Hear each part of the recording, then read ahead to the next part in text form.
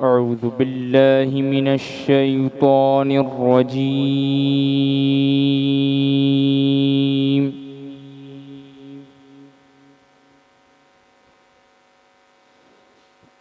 بسم الله الرحمن الرحيم.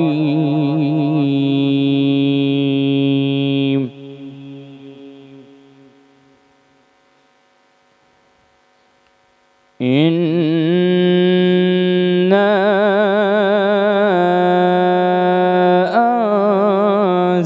أنزلناه في ليلة القدر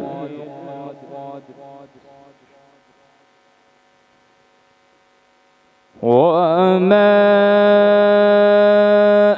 أدراك ما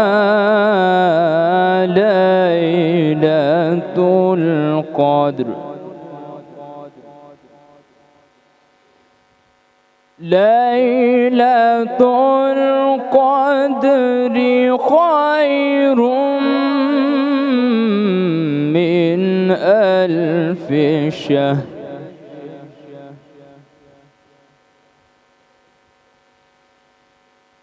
إنا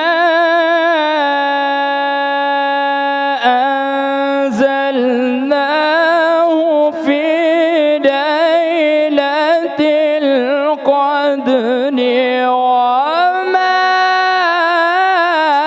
أدراك ما ليلة القدر.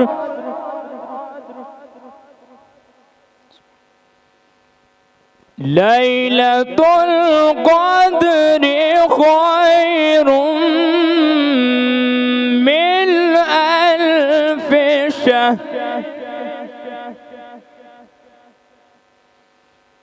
تنزل الملائكة والروح فيها بإذن ربهم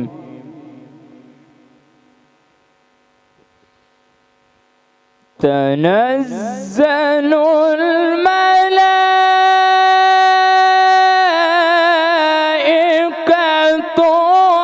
والروح فيها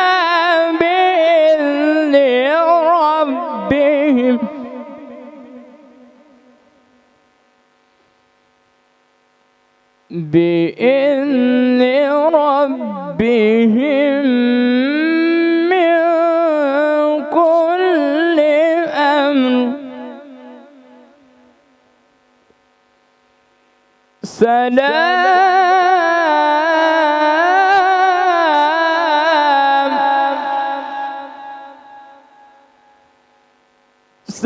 سلام هي حتى مطلع الفجر. سلام هي حتى مطلع الفجر. سلام هي حتى مطلع الفجر. صدق الله العظيم. سبحان اللہ، ما شاء اللہ. نحمده ونصلي ونسلم على رسوله الكريم، اما بعد فاعوذ باللہ من الشیطان الرجیم. بسم اللہ الرحمن الرحیم. یا رب بالمصطفى بلغ مقاصدنا واغفر لنا ما مضى یا واسع الکرم. السلام علیکم ورحمۃ اللہ وبرکاتہ. ناظرین کرام، میں ہوں آپ کا ہوسٹ محمد نعمان رضا مدنی. ادارۃ القرآن پاکستان کی جانب سے ہم روزانہ آپ کے سامنے رمضان ٹرانسمیشن لے کر حاضر ہوتے ہیں، اور آج ہماری خصوصی ٹرانسمیشن ہے. اور کیونکہ آج شب قدر ہے، 27ویں شب ہے، ممکنہ صورت میں کیونکہ اکثر جو ہے وہ شب قدر جو ہے وہ 27 تاریخ کو ہوتی ہے، اللہ تبارک و تعالی ہمیں آج کے دن کی برکتوں سے، آج کی رات کی برکتوں سے فیضیاب فرمائے.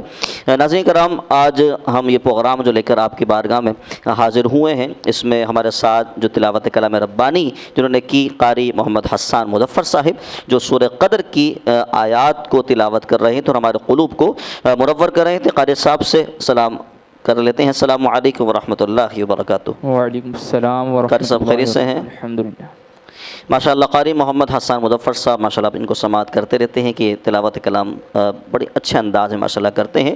آج جو ہمارے اسٹوڈیو میں جو نعت خواں موجود ہیں، آج ہم نے 2 نعت خواں رکھے ہیں، انشاءاللہ ہم ان سے کلام سماعت کریں گے۔ سب سے پہلے ہمارے میزبان بھی ہیں، مہمان بھی ہیں، محمد نعیم نظام بھائی ماشاءاللہ موجود ہیں۔ آئیے ان سے ہم کلام کی فرمائش کرتے ہیں، لیکن اس سے پہلے السلام علیکم ورحمۃ اللہ۔ وعلیکم السلام ورحمۃ اللہ وبرکاتہ۔ نعیم بھائی خیریت سے ہیں؟ اللہ کا لاکھ لاکھ بہت شکر ہے، آپ سب کی دعائیں ہیں۔ ماشاءاللہ۔ نعیم بھائی کو ماشاءاللہ آپ سماعت کرتے ہیں، ہمارے ساتھ یہ مہمان بھی رہتے ہیں، میزبان بھی رہتے ہیں۔ اللہ تبارک و تعالیٰ ان کا پڑھنا اپنی بارگاہ عالی میں قبول فرمائے اور ان کو اور اچھے طریقے سے پڑھنے کی توفیق دے۔ نعیم بھائی کیا سنانا پسند فرمائیں گے؟ ایک بہت مقبول بارگاہ کلام انشاءاللہ آپ لوگ سنیں گے، بہت کیف و سرور آئے گا انشاءاللہ۔ اللہ تعالیٰ میرا پڑھنا اور آپ لوگوں کو سننا اپنی بارگاہ میں آمین۔ قبول و مقبول فرمائے۔ صلی اللہ علیہ یا رسول اللہ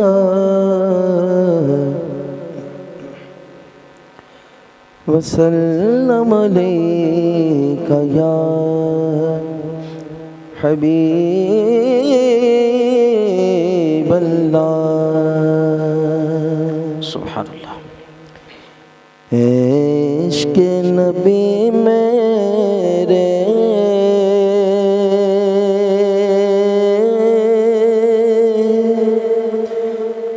دل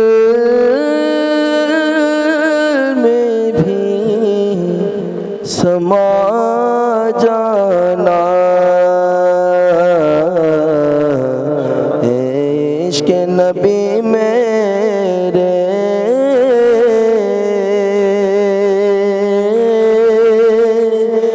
دل میں بھی سما جانا، عشق نبی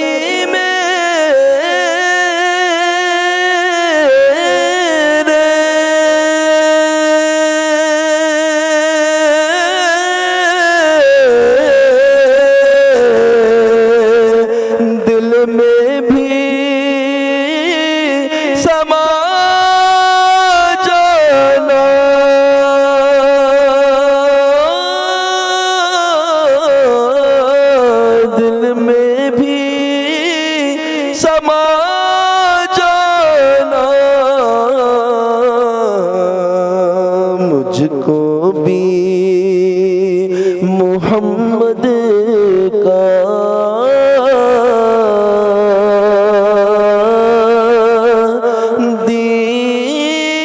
دیوانہ بنا جانا،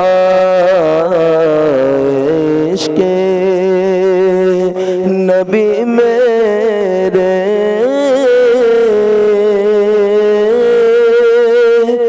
دل میں بھی سما جانا، جو رنگ کے جامی پر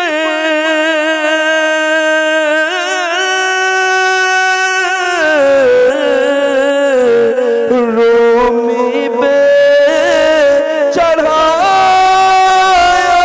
تھا،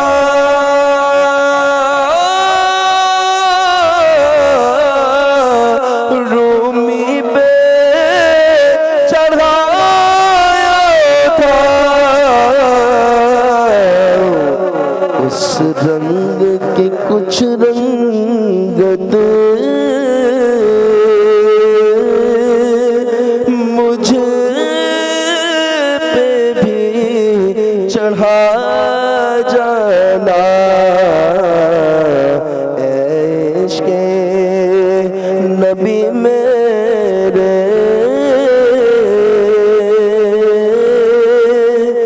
دل میں بھی سما جانا، جس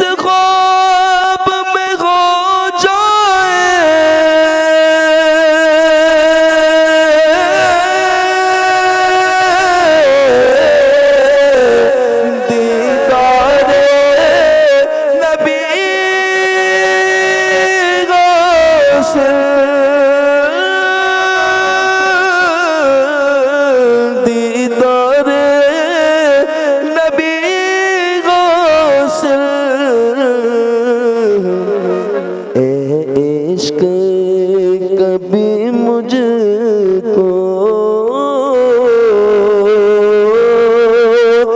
نیند سی سلا جانا، اے عشق کبھی مجھ کو نیند سی سلا جانا، اے عشق نبی میرے دل میں بھی سما جانا۔ قدرت کی نگاہیں بھی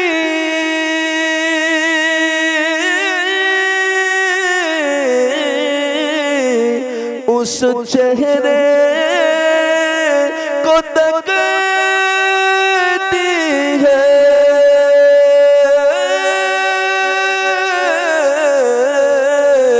اس چہرے کو تکتی ہے، اس چہرہ انور کا دیدار کرا جانا، عشق نبی میرے دل میں بھی سما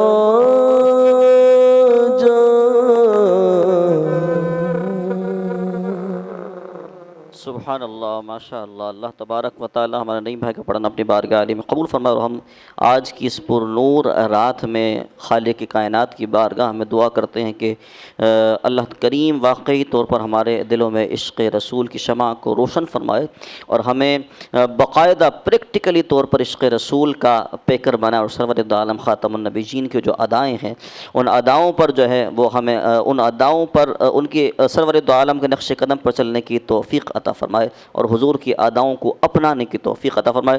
ناظرین کرام، ہمارے اسٹوڈیو میں موجود ہیں عالم دین، کسی تعارف کے محتاج نہیں ہے، مفتی محمد زہیب حسین قادری صاحب۔ السلام علیکم ورحمۃ اللہ وبرکاتہ۔ وعلیکم السلام ورحمۃ اللہ وبرکاتہ۔ علامہ صاحب خیریت سے ہیں آپ؟ اللہ کا بڑا کرم ہے۔ ناظرین کرام، جیسے کہ آپ جانتے ہیں کہ آج شب قدر ہے، 27ویں شب ہے، اور ممکنہ شب قدر ہو سکتی ہے، اللہ تبارک و تعالیٰ کی رحمت سے امید ہے۔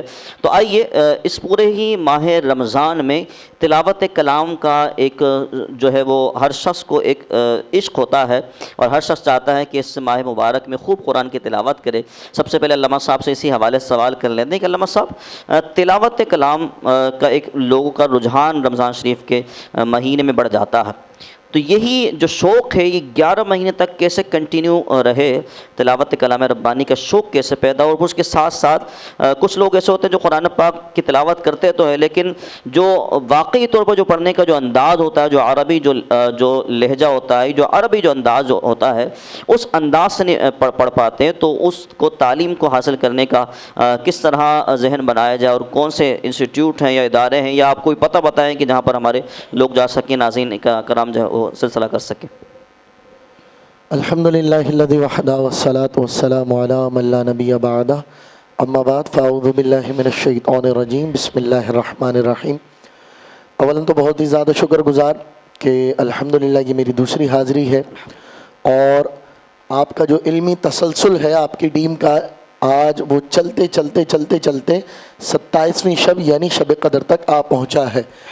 پہلی بات تو یہ کہ اللہ تعالیٰ آپ کو ان کوششوں کا اعلیٰ مقام عطا فرمائے، اپنے دربار میں آپ کو وہ مقام عطا فرمائے کہ جو آپ کے ماں باپ دیکھنا چاہتے ہیں، اور آپ کی جو پوری ٹیم ہے اللہ تعالیٰ انہیں جھوک در جھوک ایسے کام کرنے کی توفیق عطا فرمائے۔ یقینی سی بات ہے کہ رمضان المبارک نا ہمیں بہت زیادہ تلاوت کلام پاک کا شغف دیتا ہے، بہت زیادہ عبادت پہ کمر بستہ ہونے کا شغف دیتا ہے، مگر جیسی رمضان المبارک کا مہینہ ہم سے الوداع ہوتا ہے، رخصت ہم سے کرتے ہیں، تو تلاوت کلام پاک کا بھی شغف دور ہوتا ہے، عبادتوں سے بھی انسان کا دل ہٹنے لگتا ہے۔ صحیح۔ پہلی بات تو یہ کہ یہ اس وجہ سے ہوتا ہے کہ اللہ تعالیٰ اس ماہ سیام کی آمد سے قبل ہمارا سب سے بڑا جو دشمن ہے شیطان، اسے جکڑ لیتا ہے اور اسے قید کر دیتا ہے۔ صحیح۔ اس وجہ سے ہم عبادت پہ بھی کمر بستہ ہوتے ہیں اور تلاوت کلام پاک پہ بھی ہم خوب سے خوب محنت کرتے ہیں اور اسے سیکھنے کی کوشش کرتے ہیں۔ صحیح۔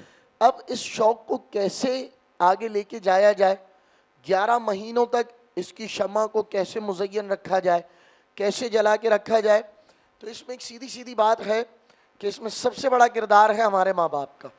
صحیح۔ آپ نے یہ بات دیکھی ہے کہ گھروں میں ماں باپ جس چیز کا شوق دلاتے ہیں بچہ اسی شوق کے سانچے میں ڈھلتا ہے۔ ٹھیک۔ اگر باپ کو پولیس والا دیکھیں گے تو بچہ بھی کہتا ہے میں بھی پولیس والا بنوں گا، صحیح۔ اگر باپ کو ڈاکٹر دیکھیں گے تو بچہ کہے گا میں بھی ڈاکٹر بنوں گا۔ صحیح۔ اسی طرح اگر باپ کو تلاوت کلام پاک کا عاشق دیکھیں گے تو بچہ بھی قرآن پاک سیکھنے کا کہے گا۔ بے شک۔ تو سب سے پہلے ہمارے ماں باپ کو اس چیز میں رچنا بسنا چاہیے۔ اب ہوتا کیا ہے کہ ہم جس شعبے سے تعلق رکھیں ہم اپنے بچوں کو بتاتے ہیں بیٹا اس شعبے کے بڑے فوائد ہیں، صحیح۔ بیٹا ڈاکٹر بننے کے بڑے فوائد ہیں، بیٹا بزنس مین بننے کے بڑے فوائد ہیں۔ اب بچے کے دل و دماغ میں رچ بس گئی بات کہ ہاں فائدے ان چیزوں کے ہیں۔ صحیح۔ اگر تلاوت کلام پاک اور تعلیم قرآن کے فوائد بتاتے رہیں تو بچہ کہے کہ فائدہ کسی چیز کا ہی نہیں، سب سے پہلے فائدہ ہے تعلیم قرآن کا۔ صحیح۔ اب اس میں کیسے فائدہ بتائیں، پہلے ہمیں خود سیکھنا ہے۔ صحیح۔ ماں باپ کو چاہیے کہ وہ اصول جو سرکار نے بتایا تھا صلی اللہ علیہ وسلم۔ اس پہ عمل پیرا ہوں، اور وہ کیا تھا؟ سرکار نے فرمایا ادبوا اولادکم علی ثلاث خصال، واہ واہ۔ اپنی اولاد کو 3 باتیں سکھاؤ۔ یا رسول اللہ وہ 3 باتیں کیا ہیں؟ پہلی بات حب نبی صلی اللہ علیہ وسلم، اپنی اولاد کو اپنی نبی کی محبت سکھاؤ۔ واہ۔ دوسری بات کیا ہے؟ حب اہل بیت النبی صلی اللہ علیہ وسلم، نبی کے گھرانے کی محبت سکھاؤ۔ واہ واہ۔ تیسری بات کیا ہے؟ حب تلاوت القرآن، کلام پاک کی تلاوت کی محبت سکھاؤ۔ واہ واہ۔ کیا ہمارے یہاں ان 3 پیرایوں میں تربیت اولاد ہو رہی ہے؟ جواب ہمیں نامے ملتا ہے تو تعلیم قرآن کا ذوق و شوق کیسے 11 مہینے برپا رہے۔ پھر اس کے بعد آپ یہ دیکھیں ہر شعبے میں ماں باپ یہ بتاتے ہیں کہ اس شعبے میں پیسہ اتنا ہے، اس شعبے میں کمائی اتنی ہے، صحیح۔ اس شعبے میں تیری واہوائی اور بڑائی اتنی ہے۔ ہمارے یہاں کیا ہے؟ قاری قرآن کو کتنے ملتے ہیں؟ 5,000 6,000 7,000، بس اس 7,000 کو دیکھتے ہوئے کوئی سامنے والا اپنی بیٹی آپ کو نہیں دینا چاہتا، صحیح۔ کوئی سامنے والا آپ سے بات نہیں کرنا چاہتا، کوئی سامنے والا آپ کو اپنے پاس بٹھانا نہیں چاہتا۔ کیوں؟ سامنے والے کے پاس آئی فون ہے، سامنے والے کے پاس سوک کا نیا ماڈل ہے، سامنے والے کے پاس تن پر لٹھا اچھا ہے، تو یہ ساری چیزیں، مگر قاری قرآن کے پاس ایسا نظر نہیں آتا۔ جبکہ ہمارے معاشرے کو یہ سیکھنا چاہیے۔ جواب بہت طویل ہے، اور آج چونکہ 27ویں شب ہے تو دل کے پھپولے بھی جلیں گے، یہ بات بھی آئے گی دل کی۔ ہمارے شعبے کے لیے کیا کہا جاتا ہے کہ اللہ اور اس کے رسول کی رضا کے لیے۔ بھائی اللہ اور اس کے رسول کی رضا کیا ہمارا ہی خاصہ ہے؟ صحیح۔ آپ جب ساری چیزوں میں لوگوں کی خدمت کرنا جانتے ہیں تو قاری قرآن کی کیوں نہیں؟ آپ جب ساری چیزوں میں خدمت کرنا جانتے ہیں تو عالم دین کی خدمت کیوں نہیں؟ اب آئیے نعمان بھائی ہم آگے کا سفر کریں تو آپ یہ بات دیکھتے ہیں کہ ہمارے یہاں ہمارے ماں باپ نے جو آج کل کی تربیت ہے کتنا بتایا کہ بیٹا ناظرہ قرآن پڑھنے کی کیا شان ہے، صحیح۔ بیٹا حافظ بننے کی کیا شان۔ اس سے تو بچے کو کچھ پتہ ہی نہیں۔ ہمارے بچوں کو آج کل یہ پتہ ہے 90%۔ آپ معلوم کریں تو وہ یہ کہیں گے قرآن پاک جب کوئی مر جاتا ہے تو امی ابو رکھوا دیتے ہیں مسجد میں، صحیح۔ یا 30 پارے۔ ان بچوں کو کیسے پتہ چلے کہ بخاری شریف میں یہ بات موجود ہے کہ قرآن پاک کو پڑھنے والے 2 طریقے کے ہیں۔ جو دیکھ کے پڑھ رہا ہے اسے کہتے ہیں ناظرہ قرآن پڑھنے والا، صحیح۔ جو بنا دیکھے پڑھ رہا ہے اسے کہتے ہیں حافظ، یعنی قرآن کو بغیر دیکھے پڑھنے والا۔ دونوں کی شان پیارے سرکار نے فرمائی۔ پہلی بتائی کہ جو دیکھ کے قرآن پڑھ رہا ہے، بخاری شریف میں خیرکم من تعلم القرآن وعلمہ، یعنی تم میں سے بہترین وہ ہے جو دیکھ کر قرآن پڑھنا سیکھتا بھی ہے اور پھر اسے سکھانے والا بن بھی جاتا ہے۔ سبحان اللہ۔ یہ معیار ہم اور آپ تسلیم کریں گے، اور کوئی کتنا تسلیم کرے گا؟ پھر اس کے بعد حافظ کی اگر میں بات کرتا چلوں تو ہمیں ایک اور حدیث مبارکہ کی کتاب ہے جس کا نام ہے کنز الاموال، اس سے آواز آتی پیارے سرکار نے فرمایا حافظ کی عزت کیا کرو۔ واہ یا رسول اللہ آپ کا ہر حکم سر آنکھوں پر، آپ کے ہر حکم کے پیچھے کوئی نہ کوئی وجہ ہوتی ہے، سبحان اللہ مگر آج آپ فرما رہے ہیں کہ حافظ کی عزت کرنی ہے، وجہ کیا ہے؟ پیارے سرکار نے فرمایا حافظ کی عزت کیا کرو، فمن اکرمہم فقد اکرمنی، جس نے حافظ کی عزت کی اس نے حافظ کی نہیں محمد رسول اللہ کی صلی عزت اللہ کی ہے۔ واہ واہ اب سوچیں ان دونوں پہلوؤں پہ تو ماں باپ کی توجہ ہی نہیں ہے، تو بچے کے دل میں کیسے تعلیم قرآن کا شغف پیدا ہو؟ اس کے بعد اگر آپ اور قدم بڑھائیں تو ہمیں ترمذی شریف میں یہ بات ملتی ہے، پیارے سرکار نے فرمایا، آپ پہلے میں تمثیل پیش کر دوں، ایک مثال، آپ کیمسٹری پڑھیں حضرت کوئی کسی لائن پہ ثواب نہیں ہے، آپ فزکس پڑھیں کسی بات پہ ثواب نہیں ہے، آپ کمپیوٹر کی ڈیفینیشنیں بتاتے چلے جائیں، آپ اس کی جنریشنیں بتاتے چلے جائیں، اسی بات پہ ثواب نہیں ہے، مگر پیارے سرکار نے کیا خوب فرمایا سبحان اللہ کہ قرآن کا اگر آپ نے ایک لفظ پڑھا مثال کے طور پہ قل، تو اس میں 2 حرف ہیں، ایک حرف کے بدلے آپ کو 10 نیکیاں ملے گی، واہ واہ یعنی قل میں آپ کو 20 نیکیاں مل گئی۔ سبحان اللہ اس سے آگے اگر اور چلیے تو بچوں کے دل میں چونکہ شغف بڑھانا ہے، اور شغف تب بڑھتا ہے، شوق تب بڑھتا ہے جب کسی چیز پہ انعام کی بارش ہو، سبحان اللہ کسی چیز پہ جزا کا ہمارے اوپر سائبان تن جائے۔ تو اب میں آخری بات آپ کو بتاتا چلوں، وہ آخری بات جو ہے وہ سنن ابن ماجہ میں جگمگا رہی ہے، میرے آقا دو عالم صلی اللہ علیہ وسلم نے فرمایا۔ اس کے بعد ہم اپنے ناظرین کو بھی یہ بات بتانا چاہتے ہیں کہ قرآن پاک جو آپ دیکھتے ہیں اپنے گھروں میں، کیا آپ کو پتا ہے کہ اللہ کے کلام کو ہی قرآن پاک کہا جاتا ہے؟ واہ واہ واہ کیا ہماری عوام کو یہ بات معلوم ہے کہ اسی قرآن میں 558 رکوع ہیں، سبحان اسی قرآن میں 114 سورتیں ہیں، 14 سجدے ہیں، 7 منزلیں ہیں؟ ہماری عوام تو اسی بات سے آ رہی ہے۔ اب یہ تمام چیزوں کو ملا کے بنتا ہے حضرت قرآن۔ سبحان پیارے سرکار نے کیا فرمایا کہ جس نے قرآن پڑھا، پڑھنے کے بعد اسے یاد کر لیا، واہ ناظرہ قرآن کی میں بتا چکا، اب آخر میں پھر حافظ کی پڑھ لیا، کیونکہ جس رات میں اور آپ موجود ہیں اور یہ پروگرام ہم علمی سفر سجائے بیٹھے ہیں، یہ ختم القرآن بصورت تکمیل القرآن کی بھی رات ہوا کرتی ہے مساجد میں عرف عام میں، تو اس حوالے سے بھی یہ بات کرنا ضروری ہے تاکہ حفاظ کا بھی مقام ظاہر و باہر اور نکھر کے آ جائے۔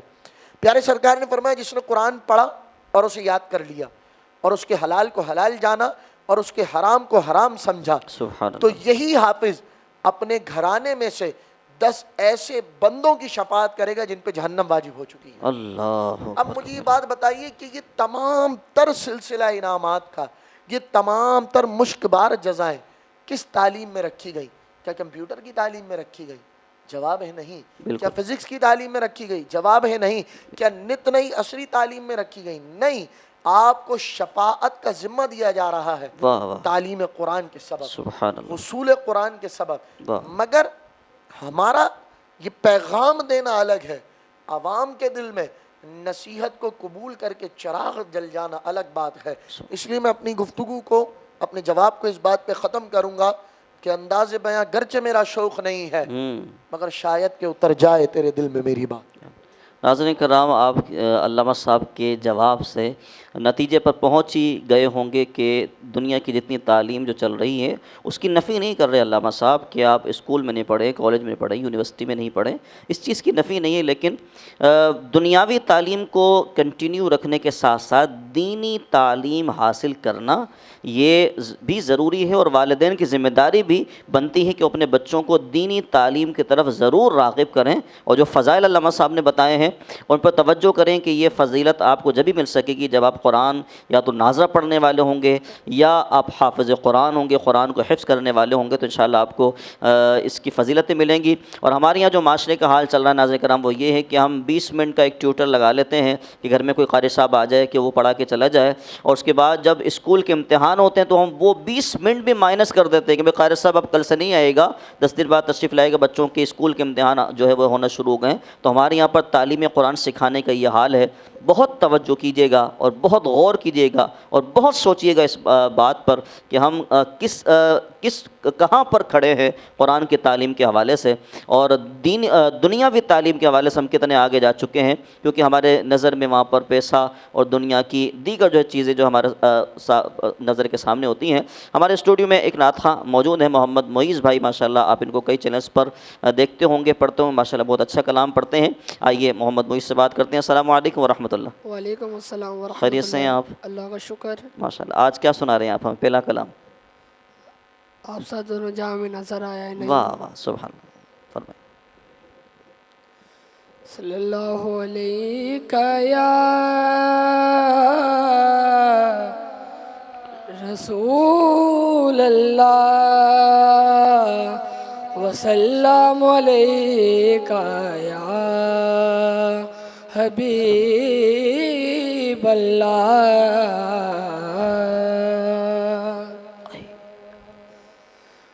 آپ سا دونوں جہاں میں نظر آیا ہی نہیں، آپ سا دونوں جہاں میں نظر آیا ہی نہیں، کیونکہ اللہ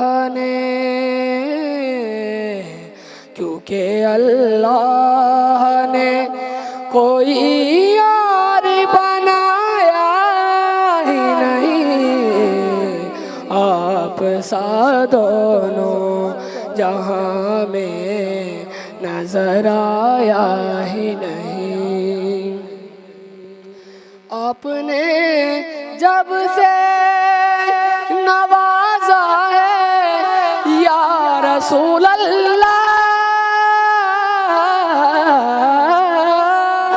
آپ نے جب سے نوازا ہے یا رسول اللہ، میں نے دامن کسی چوکھٹ پہ بچھایا ہی نہیں، میں نے دامن کسی چوکھٹ پہ بچھایا ہی نہیں، کیونکہ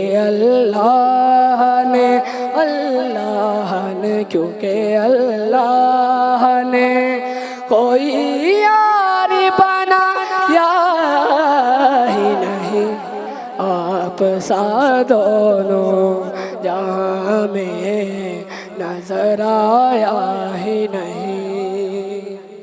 اور شاعر نے کیا خوبصورت لکھا ہے کہ جو بھی کعبے سے پلٹ آئے مدینے نہ گئے، جو بھی کعبے سے پلٹ آئے مدینے نہ گئے، یوں سمجھ لو انہیں آقا نے بلایا ہی نہیں، یوں سمجھ لو انہیں آقا نے بلایا ہی نہیں، کیونکہ اللہ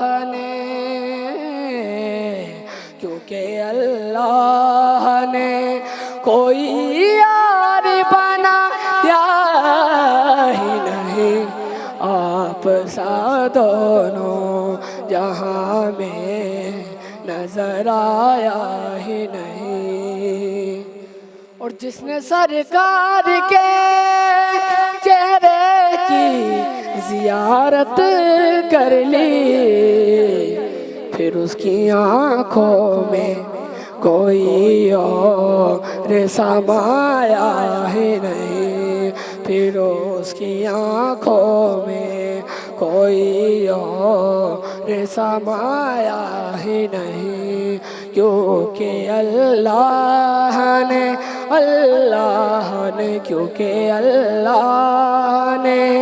کوئی یار بنایا ہی نہیں، آپ سا دونوں جہاں میں نظر آیا ہی نہیں۔ سبحان اللہ ماشاء اللہ۔ محمد معیز ماشاء اللہ بہت خوبصورت کلام پیش کر رہے تھے، اللہ تبارک و تعالیٰ ان کے ذوق میں اور مزید اضافہ فرمائے۔ علامہ صاحب کی طرف دوبارہ چلتے ہیں اور تلاوت کلام ربانی کے حوالے سے ہم سماعت کر رہے ہیں، اور تلاوت کلام کا شوق ذوق کس طرح بڑھے یہ ہم نے سماعت کیا، اور ناظرہ قرآن پاک جو پڑھنے والا ہے اس شخص کی فضیلت بھی سماعت کی، اور جو حافظ قرآن ہے اس کی فضیلت کو بھی ہم نے سماعت کیا۔ علامہ صاحب تلاوت کلام کے جو قرآن پاک کی جو تلاوت ہے اس کے دینی ثمرات کیا ہیں اور اخروی ثمرات کیا ہیں، اس حوالے سے ہمارے ناظرین کو بتائیے گا۔ جیسے کہ آپ نے شروع کے اندر ماشاءاللہ بڑی اچھی گفتگو فرمائی، میں سمجھتا ہوں کہ ناظرین اس بات کو جب سماعت کریں گے تو ان کے اندر اور شوق بیدار ہوگا کہ اپنے بچوں کو جو ہے تلاوت کلام ربانی سیکھنے کی طرف انشاءاللہ لگائیں گے۔ تو علماء صاحب ارشاد فرمائیے گا دینی اور دنیاوی ثمرات تلاوت کلام کی کیا ہے؟ تلاوت کلام پاک کے دنیاوی اور دینی ثمرات سے مراد یہاں حضرت مراد ہے فوائد۔ صحیح۔ وہی گزشتہ سے پیوستہ بات ہے کہ ہم ہر کام وہ کریں گے کہ جس میں ہمارے سامنے فوائد یعنی ثمرات موجود ہوں۔ صحیح۔ تو ایسا کیوں کر ہو سکتا ہے کہ کرنے جا رہا ہو بندہ رب کے کلام کی تلاوت اور اسے دنیا میں بھی بلندی نہ ملے اور آخرت میں بھی بلندی نہ ملے؟ تو پہلی بات تو یہ ذہن نشین رکھنی چاہیے، میں آپ کے سامنے 2 دنیاوی اور 2 اخروی ثمرات ذکر کیے دیتا ہوں اختصار کے ساتھ۔ پہلا دنیاوی فائدہ، ہم میں سے ہر کوئی یہ چاہتا ہے کہ میرا رزق فراوانی کے ساتھ رہے، بے شک، کبھی بھی رزق کے حوالے سے میرے اوپر تنگ دستی نہ آئے، صحیح، رزق کے دروازے بند نہ ہو۔ صحیح۔ تو میرے نبی پاک صلی اللہ علیہ وسلم کی حدیث مبارکہ کا مفہوم ہے، پیارے سرکار نے فرمایا کہ جو سورہ واقعہ پڑھنے کا عامل ہے، واہ واہ، یعنی بعد مغرب جو سورہ واقعہ پڑھنے کا عامل ہے، اپنے معمول میں یہ لا چکا ہے، وہ کبھی بھی رزق کی تنگ دستی کا شکار نہیں ہوگا۔ واہ واہ، یہ سب سے پہلا دنیاوی فائدہ ہے، اور وہ فائدہ کہ آج اس فائدے کو پانے کے لیے ہم در در مارے گھوم رہے ہیں کہ ہمارے رزق میں فراوانی کس طرح ہے۔ دوسری بات، ہم نے یہ بات پڑھی بھی سنی بھی، ہمارے اکابرین نے بہت اچھے فیضان سے ہم میں منتقل بھی کی کہ انسان جب گناہ پہ بے باک ہو جاتا ہے تو اس کے دل پہ ایک سیاہ دھبا لگتا رہتا ہے، صحیح، اور جب یہ سیاہ دھبا لگتا رہتا ہے تو دل پہ ایک زنگ چڑھ جاتا ہے۔ اور ہمیں یہ بات معلوم ہے کہ لوہے پہ بھی زنگ لگتا ہے پانی کے سبب، دل پہ زنگ لگتا ہے کثرت گناہ کے سبب، ذکر الہی سے غافل ہونے کے سبب، اپنی موت کو بھول جانے کے سبب۔ تو پیارے سرکار دو عالم صلی اللہ علیہ وسلم نے تلاوت کلام پاک کا دنیاوی فائدہ یہ بھی بتایا۔ سرکار دو عالم صلی اللہ علیہ وسلم کے صحابی حضرت عبداللہ ابن عمر رضی اللہ تعالی عنہ، یعنی حضرت عمر کے شہزادے جن کا نام حضرت عبداللہ ہے، مشکات المصابیح میں یہ حدیث مبارکہ جگمگا رہی ہے۔ پیارے سرکار نے فرمایا کہ جس طرح لوہے کو زنگ لگتا ہے پانی کے سبب، دلوں کو بھی زنگ لگ جاتا ہے۔ اللہ اکبر۔ اب جب دلوں کو زنگ لگنے کی بات ہے، اب میرا یہاں یہ سوال ہے، ایک بات مجھے بتائیے، آج تک کوئی ایسا ہمیں طبی علاج بتا دیں یا ہماری جدید سائنس کے تحت جو علاج اور معالجے آ رہے ہیں ان کے تحت کوئی ایسا علاج بتایا جائے جو دل کے زنگ کو دور کرے؟ کیونکہ دل تو اندرونی چیز ہے، صحیح، اب کیسے پتہ چلے اس پہ زنگ ہے؟ کیونکہ ہارٹ اسپیشلسٹ بننا اپنے آپ میں ایک بہت بڑی بات لوگ سمجھتے ہیں، مگر ہم آپ کو بتانے جا رہے ہیں کہ دل کا زنگ دور کرے گی۔ جس طرح پانی کے سبب لوہے پہ زنگ آتا ہے، سرکار نے فرمایا دل پہ بھی زنگ آتا ہے۔ سوال کیا صحابہ نے، یا رسول اللہ دل پہ زنگ آ جائے دور کیسے کریں؟ پیارے سرکار نے جواب دیا، کثرت ذکر الموت و کثرت تلاوت القرآن، کہ اپنی موت کو کثرت سے یاد کرو اور تلاوت قرآن کثرت سے کرو، تمہارے دل کا زنگ دور ہو جائے۔ واہ واہ واہ، سبحان اب بتائیں ان 2 باتوں پہ اگر عمل ہو تو کتنے بڑے 2 دنیاوی فائدے مل گئے۔ بے شک، رزق کے دروازے ہمیشہ آپ پہ کھلے رہے، صحیح، دل کا زنگ آپ کا دھلتا رہا، سبحان، ایک طرف رزق کی بارش ہو رہی ہے نالین مصطفیٰ کے صدقے، واہ، دوسری طرف آپ کا دل اس میں محمد صلی اللہ علیہ وسلم سے منور نظر واہ آتا واہ ہے۔ واہ، اب چلتے ہیں اخروی فوائد کی طرف۔ سبحان اللہ۔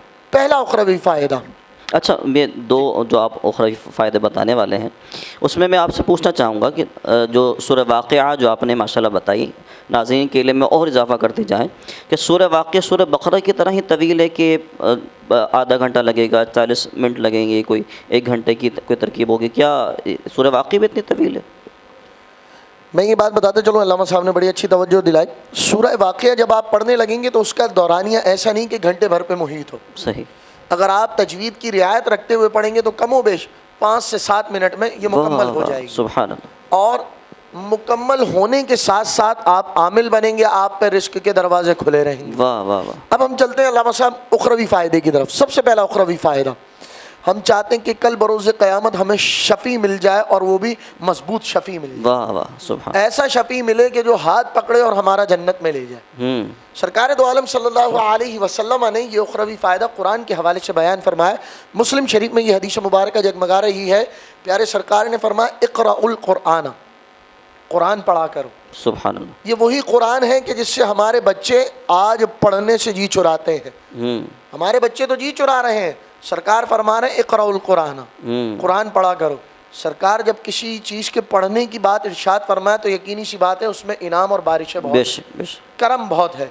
اب یہاں جب فرمایا اقرأ القرآن، قرآن پڑھا کرو، تو آگے انعام بھی بتایا، آگے وجہ بھی بتائی کہ میں نے یہ حکم کیوں دیا ہے. فَإِنَّهُ يَأْتِي يَوْمَ الْقِيَامَةِ شَفِيعًا، کہ جو قرآن پڑھیں گے یہی قرآن کل بروز قیامت شفیع بن کے آئے گا. سبحان اللہ. یعنی شفاعت کرنے والا بن کے آئے گا. اچھا، شفاعت یعنی کہ جو ہوگی اس کے فوائد کیا ہوں گے؟ یعنی کہ اب شفاعت کرنے کے لیے آئے گا قرآن پاک، یہ سارے معاملات ہوں گے، تو شفاعت کس طرح قرآن پاک کرے گا؟ کیا مجسم ہو کر آئے گا؟ کیا کس طرح سلسلہ ایک ہوگا؟ دیکھیں حضرت، اس حوالے سے جو آپ نے سوال کیا نا، عقائد کی کتب میں بھی جب ہم نے یہ حدیث مبارکہ رکھی اور جانچی تو اس میں یہ نہیں کہ کوئی مجسم ہو کے آئے گا. صحیح. وہ ایک کیفیت ہے، واہ. اور اس کیفیت کو بتانے کے بعد ہمارا اس پہ ایمان ہے. صحیح. اب وہ کیفیت کیا ہے وہ خالق کائنات جانے، خالق کائنات کا محبوب جانے. اب میں آپ کو یہ بتا رہا تھا وہ شفیع بن کے آئے گا، شفاعت کرے گا. اب دلوں میں یہ سوال آتا ہے کس کی شفاعت کرے گا؟ تو بھئی سیدھی سی بات ہے، اصحابہ، سرکار نے فرمایا یعنی اپنے پڑھنے والوں کی شفاعت کرے گا. اب تراویح میں امام تراویح نے قرآن پڑھا، شفیع قرآن بنے گا اگر اخلاص کے ساتھ تلاوت کی. اگر شبینے میں حافظ قرآن نے اخلاص کے ساتھ تلاوت کی تو شفیع بنے گا. گھروں میں موجود جن لوگوں نے تجوید کی رعایت کے ساتھ پورا کلام پاک مکمل کیا، کلام پاک شفیع بنے گا. سبحان اللہ. یہ اس کا پہلا اخروی فائدہ ہے. صحیح. دوسرا اخروی فائدہ میں آپ کو بتاتا چلوں حضرت، وہ بات یہ ہے کہ ہم میں سے ہر کوئی چاہتا ہے کہ جنت میرے اوپر واجب ہو. صحیح. جنت کا حصول بصورت وجوب میرے اوپر ہو جائے. تو یہ بھی بات مشکات المصابیح اور ترمذی میں موجود ہے. پیارے سرکار دو عالم صلی اللہ علیہ وسلم کے سامنے کسی نے سورہ اخلاص پڑھی. سبحان اللہ. اور سورہ اخلاص بہت چھوٹی سورت ہے. ویسے تو قرآن کی سب سے چھوٹی سورت سورہ کوثر کو کہا جاتا ہے، مگر سورہ اخلاص بھی بہت چھوٹی سورت ہے. اور یہ وہ بنیادی سورت کہ جو ہمیں عقائد توحید سکھاتی ہے کہ رب ذوالجلال کے بارے میں کیا عقیدے رکھنے چاہیے. اب سرکار دو عالم صلی اللہ علیہ وسلم کے سامنے کسی نے سورہ اخلاص پڑھی. جب سورہ اخلاص پڑھ لی سرکار نے فرمایا وجبت، واجب ہو گئی. واہ. حضرت ابو ہریرہ رضی اللہ تعالی عنہ، جو کہ آپ کی کنیت ہے ابو ہریرہ، آپ کا نام نامی میں گرامی عبد الرحمن ہے، آپ نے جب یہ سنا وجبت، واجب ہو گئی، اور زبان مصطفیٰ جان رحمت صلی اللہ علیہ وسلم سے یہ جملہ نکل رہا ہے وجبت، واجب ہو گئی، آپ نے سوال کر لیا فقلت ما وجبت یا رسول اللہ، میرے آقا یہ بھی تو فرمائیں کیا واجب ہو گئی. اب جواب سننے والی بات ہے، پیارے سرکار نے فرمایا جس نے سورہ اخلاص پڑھی اس پہ جنت واجب ہو گئی. واہ واہ واہ سبحان. اب یہاں یہ سوچنے کی بات ہے کہ ایک سورہ اخلاص محبت اور اخلاص کے ساتھ پڑھنے پر جب جنت واجب ہو سکتی ہے تو پورے قرآن کو سیکھنے کے بعد، اسے سکھانے کے بعد، تراویح میں اسے سنانے کے بعد، اپنے ماں باپ کی قبر پہ فاتحہ پڑھنے کے بعد نہ صرف تیری بخشش ہوگی بلکہ تیرے ماں باپ کی بھی بخشش ہو جائے گی. کیونکہ یہ قرآن تو وہی بلند و بالا ہے قول محمد قول خدا. قرآن نہ بدلا جائے گا، بدلے گا زمانہ لاکھ صحیح، فرمان نہ بدلا جائے. سبحان اللہ. ماشاء اللہ. بہت خوبصورت، بہت خوبصورت، انتہائی خوبصورت الفاظ کا چناؤ ماشاء اللہ صاحب کرتے ہیں. اور جو ترغیب کا جو سلسلہ چل رہا ہے، میں سمجھتا ہوں کہ ناظرین کرام ضرور اس پر عمل کریں گے. اور جو سورہ واقعہ کے حوالے سے علامہ صاحب نے بیان کیا، میں نے پوچھ لیا تاکہ عوام یہ نہ سمجھے نہ جانے کتنی طویل صورت ہوگی کہ پڑھنے میں دشواری ہو، حالانکہ ایسا نہیں ہے. سورہ واقعہ جو ہے وہ مختصر سی صورت ہے، آپ پڑھیں گے تو انشاءاللہ الکریم ایک دل میں سرور بھی پیدا ہوگا، اور جو دنیا کا فائدہ انشاءاللہ وہ بھی آپ کو حاصل ہو جائے گا. اور کل بروز قیامت تو آپ جانتے ہیں کہ ہر شخص جو ہے وہ ہائے ہائے کر رہا ہوگا، نفسی نفسی کر رہا ہوگا. والد بیٹے کا نہیں ہوگا، والدہ بیٹی کی نہیں ہوگی، کوئی کسی کام نہیں آ رہا ہوگا. اگر اس پرفتن دور میں، اس وقت میں جب ایسا خطرناک وقت ہوگا، اگر کوئی ساتھی مل جائے، کوئی ہاتھ پکڑنے والا مل جائے، کوئی جنت تک لے جانے والا اگر کوئی مل جائے تو انشاءاللہ قرآن ہوگا، صاحب قرآن ہوں گے انشاءاللہ الکریم. اگر ہم سرور دو عالم سے وفا کر جائیں تو انشاءاللہ جب بھی ہماری جیت ہے، کل قیامت قیامت میں، اور اگر ہم قرآن سے وفا کر جائیں تو انشاءاللہ پھر بھی جیت ہے کل قیامت کے دن انشاءاللہ الکریم۔ تو ایک سوال اور رہتا ہے انشاءاللہ، وہ میں نے علامہ صاحب سے کرنا ہے۔ بڑی شاندار گفتگو علامہ صاحب کر رہے ہیں۔ محمد نعیم بھائی ہمارے ساتھ موجود ہیں، ہم ان سے عرض کریں گے کہ ہمیں کوئی کلام سنائے۔ وقت بھی ناظرین کرام ہمارے اختتام کی طرف جا رہا ہے، اور انشاءاللہ ہم نعیم بھائی سے کلام سنیں گے، پھر انشاءاللہ معیز بھائی کی طرف دوبارہ آتے ہیں، ان سے بھی انشاءاللہ کلام کی فرمائش کریں گے۔ کب گناہوں سے کنارہ میں کروں گا یا رب، کب گناہوں سے کنارہ میں کروں گا یا رب، کب گناہوں سے کنارہ میں کروں گا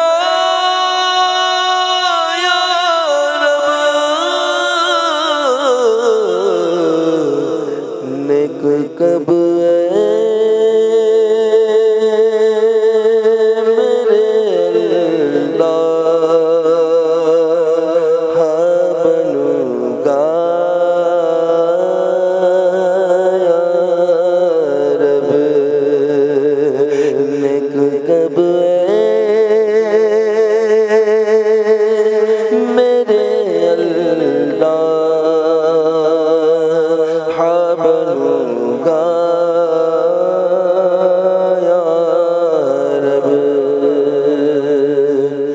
کب گناہوں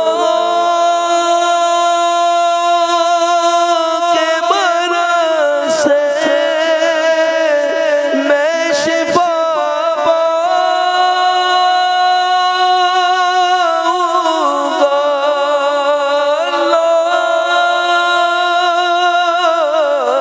کب گناہوں کے برس سے میں شفا پاؤں گا،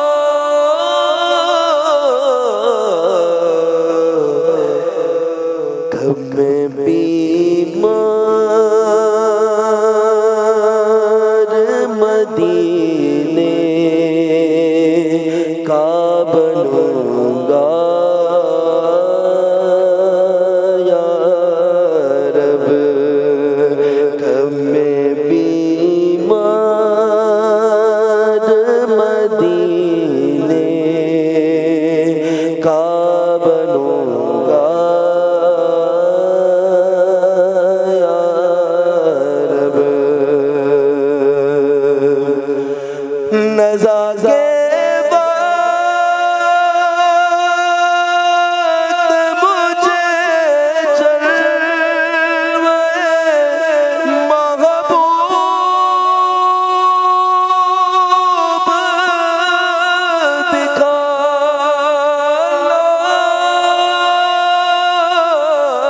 نزا کے وقت مجھے جلوے محبوب دکھا،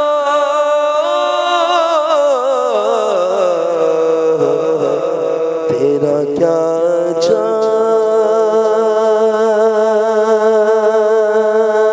گا میں شاید مروں گا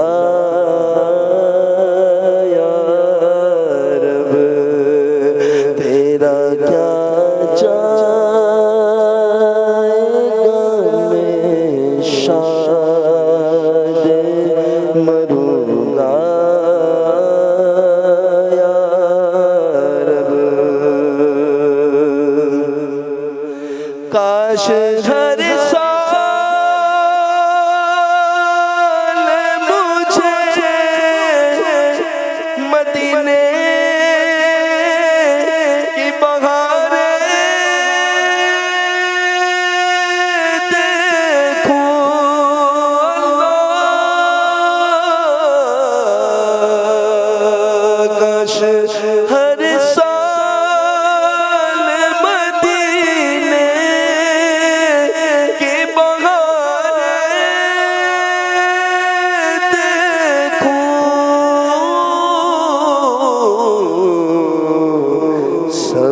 گنبد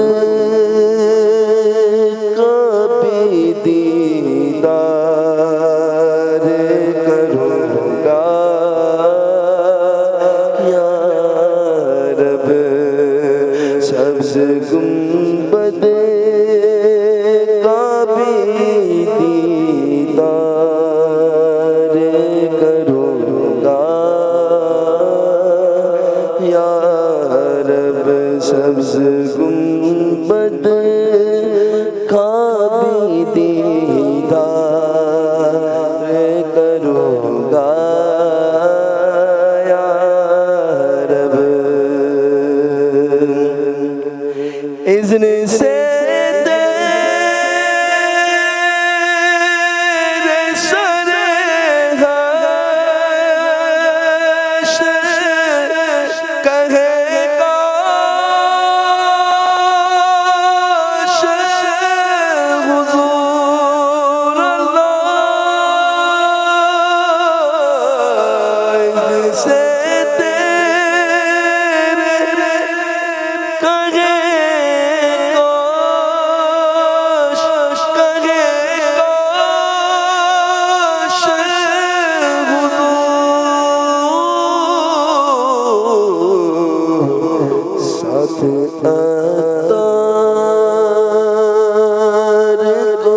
جنت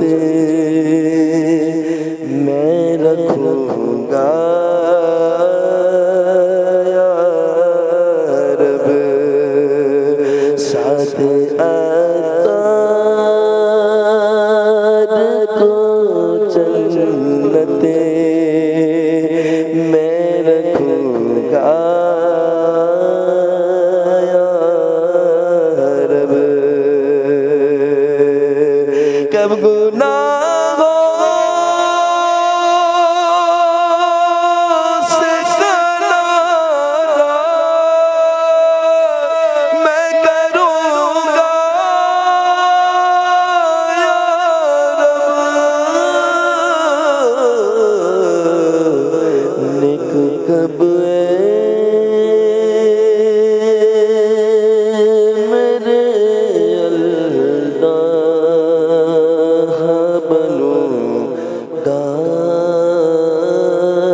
یا رب، نیک کب میرے اللہ بنوں گا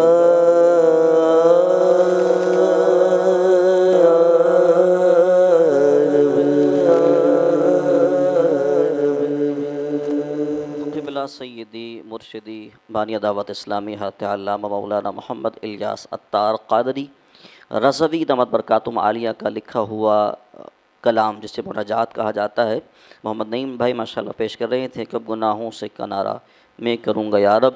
اور علامہ صاحب کی گفتگو میں ہمیں اس کا جواب مل گیا تھا، وہ یہ تھا کہ جب دل پر زنگ لگ جائے تو اس کو دور کرنے کا ایک عمل سرور کائنات خاتم النبیین صلی اللہ علیہ وسلم نے ارشاد فرما دیا کہ تلاوت قرآن اور موت کو کثرت سے یاد کرنے سے دل کا زنگ دور ہو جاتا ہے اور دل نور قرآن سے جگمگا اٹھتا ہے، خالق کی محبت سے جگمگا اٹھتا ہے، اور جب دل جگمگاتا ہے تو پھر ناظرین کرام عبادت کرنے میں بڑا مزہ آتا ہے، اللہ تبارک و تعالیٰ کی یاد میں پھر دل بھی لگنا شروع ہو جاتا ہے۔ جو لوگ شکایت کرتے ہیں، لوگ شاکی ہوتے ہیں اس بات پر کہ علامہ صاحب مسجد کے امام صاحب سے بھی یہ وظیفہ پوچھا جا رہا ہوتا ہے کہ نماز میں دل کیسے لگے؟ تو نماز میں دل جبھی لگتا ہے جب انسان کا دل گناہوں کی گندگی سے پاک ہو جاتا ہے، اور گندگی کیسے دور ہوئی ہم نے ابھی سماعت کیا۔ ہمارے پاس محمد معیز بھائی موجود ہیں، میں چاہوں گا کہ آپ بھی کلام سنائیں، پھر انشاءاللہ ہم آخر میں علامہ صاحب سے وہ سوال کا جواب انشاءاللہ لیتے ہیں۔ صلی اللہ علیہ یا رسول اللہ وسلم علیہ یا حبیب اللہ،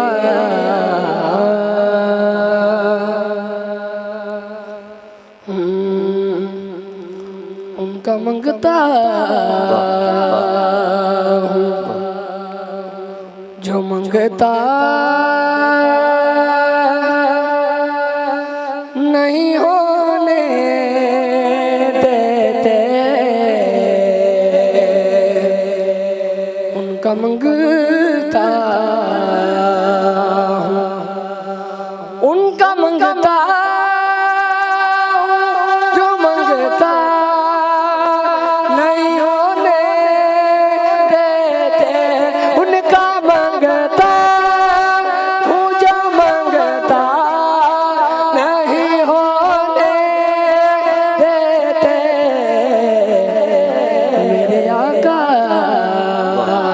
مجھے رسوا نہیں ہونے دیتے میرے آقا مجھے رسوا نہیں ہونے دیتے ان کا منگتا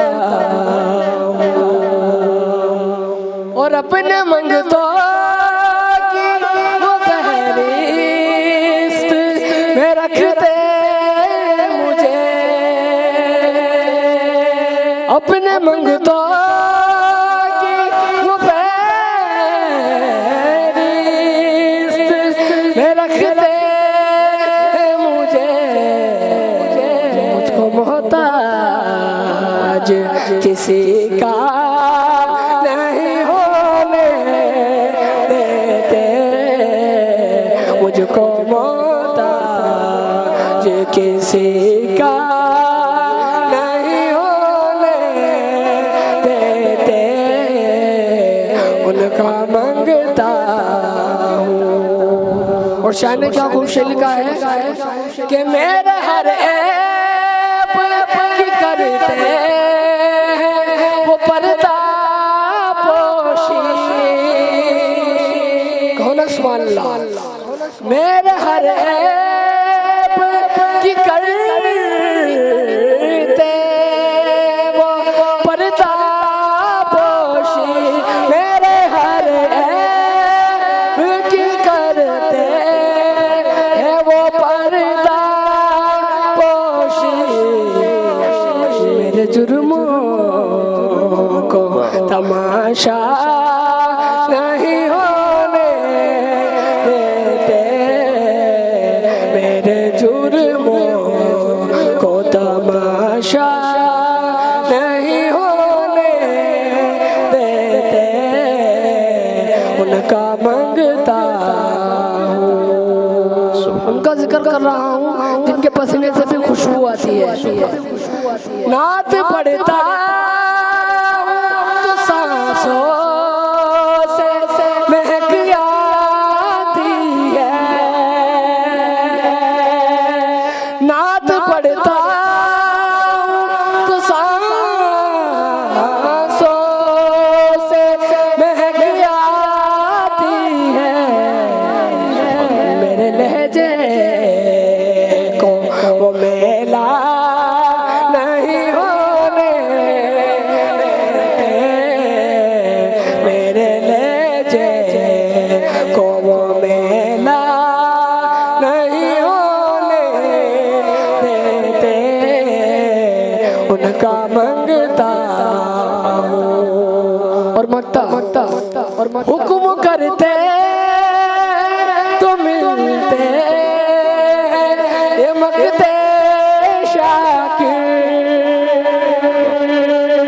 حکم کرتے تو ملتے یہ مگتے شاکر ورنہ اپنا چاہے تو مطلع نہیں ہونے دیتے اپنا چاہے تو مطلع نہیں ہونے دیتے ان کا منگتا ہوں جو منگتا نہیں ہونے دیتے سبحان اللہ محمد معیز بھائی، بہت شکریہ، آپ تشریف لائے۔ علامہ صاحب 27ویں شب ماشاءاللہ ہے، ہم اس کی برکتیں لوٹ رہے ہیں، ممکنہ شب قدر ہے، وقت بھی ہمارا تقریباً اختتام کو بالکل پہنچ چکا ہے۔ میں چاہوں گا صرف 1 منٹ میں آپ اپنے جواب کو مکمل فرما لیں، شب قدر کی اہمیت بتا دیں تاکہ لوگ جو ہے وہ صحیح طریقے سے شب قدر میں عبادت کر سکیں۔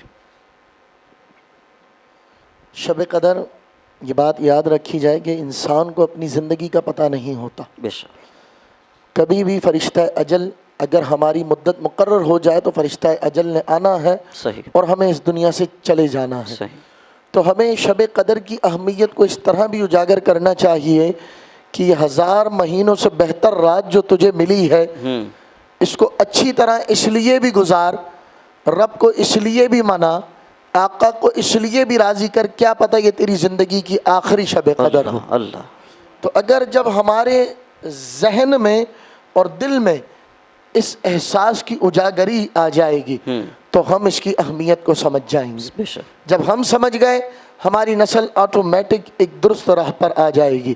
یہ رات 1000 مہینوں سے بہتر ہے، واہ، اور یہ بہترین رات عطا کرنے کی حکمت میں صرف ایک ہی بتاؤں آپ کو کہ پچھلی امتوں میں جب یہ بات دیکھی گئی، تاریخ کو کھنگالا گیا تو پچھلی امتوں میں امتیوں کی عمریں 1000 سال ہوتی تھیں، اللہ، اور سرکار دو عالم صلی اللہ علیہ وسلم کی جو امت سب سے اعلیٰ ہے، سب سے بالا ہے، سب سے افضل ہے اور سب سے چہیتی اور نرالی امت ہے، بے شک، اس امت کی عمریں ان لوگوں کے مقابلے میں اتنی نظر نہیں آتی۔ صحیح، تو آپ کے دربار میں اس بات کی بھی عرض کی گئی کہ ہماری عمریں تو کم ہے، ہم تو ثواب میں ان سے آگے نہیں ہو سکتے، صحیح، بھلائی میں ان سے آگے نہیں ہو سکتے، تو پیارے سرکار دو عالم صلی اللہ علیہ وسلم نے دلاسا دیتے ہوئے یہ بات فرمائی کہ فکر کیوں کرتے ہو، جہاں اللہ تعالیٰ نے نبی کے سبب اتنی بلندیاں عطا فرمائی ہیں، وہیں اللہ تعالیٰ تمہیں رمضان المبارک میں ایک ایسی رات عطا کرے گا جسے شب قدر کہتے ہیں، اور وہ 1000 مہینوں سے بڑھ کر ہوگی۔ سبحان اللہ، تو یہ تھی اس کی حکمت، اس کی اہمیت میں نے پہلے ہی بتا دی کہ اسے اپنی زندگی کی آخری شب قدر سمجھا جائے اور رب کو منایا جائے۔ سبحان اللہ تعالیٰ ہمیں شب قدر پانے میں کامیاب کرے۔ اور آخر میں ایک نکتہ میں بتاتا چلوں علامہ صاحب، کیونکہ 20 سیکنڈ تو میرے ابھی باقی ہیں، اس میں بتاتا چلوں، آپ شروع پروگرام سے ہی یہ بات ناظرین اور سامعین کو، دیکھنے والوں کو یہ بتا رہے ہیں، اور جب وہ سنیں گے کہ ممکنہ ہو سکتا ہے کہ آج شب قدر ہو۔ میں آپ کو یہ بات بتاتا چلوں، سورہ قدر 30ویں پارے میں جگمگا رہی ہے، سبحان اللہ، اور لیلۃ القدر مطلب ہوتا ہے قدر والی رات، صحیح، قدر والی رات ہے، اور اللہ تعالیٰ اس میں اپنے بندوں کو، اپنے پیاروں کو قدر عطا فرماتا ہے۔ واہ واہ، اب یہاں دیکھیں اس سورہ مبارکہ میں لیلۃ القدر، یہ 2 الفاظ مرکب اضافی کی صورت میں 3 مرتبہ آئے ہیں۔ اب لیلۃن کو اگر لیا جائے تو اس میں 4 حروف ہیں، القدر کو لیا جائے تو اس میں 5 حروف ہیں، دونوں کو جوڑ کے مرکب اضافی کی صورت لی جائے تو 9 بنتے ہیں حروف۔ صحیح، اب 9 حروف بننے اور 3 مرتبہ لیلۃ القدر مرکب اضافی کی صورت میں آیا تو 9 تیا ہوتے ہیں 27۔ واہ واہ واہ، مفسرین نے کہا کہ ممکنہ صورت اور اغلب ترین بات یہی ہے کہ شاید ان 3 مرتبہ لیلۃ القدر کے لفظ کو مرکب اضافی کی صورت میں ذکر کرنے کی طرف اشارہ ہو کہ کیا پتہ 27 ہی ہو۔ سبحان اللہ، ماشاء اللہ، اللہ تبارک و تعالی ہماری اس رات میں کی گئی عبادتیں قبول فرمائے، اور یہ امت محمدیہ کی خصوصیت ہے ناظرین کرام کہ عمل تھوڑا ہے، جزا اس کی بہت بڑی ہے، اور یہ بہت بڑی خصوصیت ہے اس امت کی، اور یہ خصوصیت یہ ہم نکموں کی وجہ سے نہیں ہے، بلکہ خاتم النبیین سید المرسلین جو سردار انبیاء ہیں صلی اللہ علیہ وسلم، ان کے قدموں کی برکت ہے، ان کے نالین کی برکت ہے کہ اس امت کو اتنا بڑا اللہ تبارک مقام و مرتبہ عطا فرمایا۔ ناظرین کرام، وقت ہمارے اختتام کو پہنچ چکا ہے، خوب عبادتیں کیجیے گا۔ جب آپ اپنے لیے دعا کے لیے ہاتھ اٹھائیں تو مجھ سمیت جو میرے مہمان ہیں، قاری محمد حسان مظفر صاحب کا بہت شکریہ، علامہ مفتی محمد سید محمد زہیب حسین قادری صاحب کا بہت شکریہ، محمد نعیم نظام بھائی مہمان اور میزبان دونوں صورتوں میں ان کا شکریہ، اور محمد معیز بھائی ماشاءاللہ جو ہمارے مہمان ہیں ان کا بھی بہت شکریہ۔ جب بھی دعاؤں کے لیے ہاتھ اٹھائیں تو ہم سب کو دعاؤں میں یاد رکھیے گا، بالخصوص ایمان کی حفاظت کی دعا ضرور کیجیے گا کہ اللہ تبارک و تعالی ہم سب کے ایمان کی حفاظت فرمائے اور بدعقیدوں کی صحبت سے ہمیں ہمیشہ محفوظ فرمائے۔ السلام علیکم ورحمۃ اللہ وبرکاتہ۔